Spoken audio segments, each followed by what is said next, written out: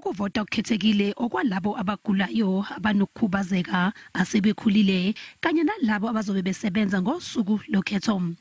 Babalela ku 1.1 wezigidi abantu ababhalisele ukuvota ngokukhethekile ngeSonto.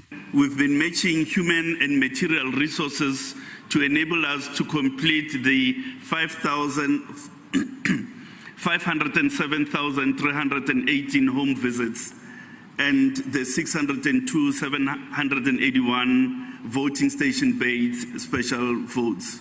Ukuvota ngokukhethekile kuhloswe ngakho ukuqinisekisa ukuthi wonke umuntu unezwi okhethweni. 2 officials of the I-IEC will visit you. We want to encourage party agents to tag along. And when they get your home, you'll be given the 2 or the necessary number of ballot papers. You'll mark those ballots in secret, put them in an envelope that is not marked.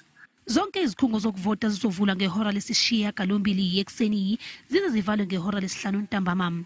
Izisebenzi I-IEC zizovakashela nasemakhaya ukuyovotisa labo abafake izicelo zokuvota ngokukhethekile. 1.1 million people had applied successfully.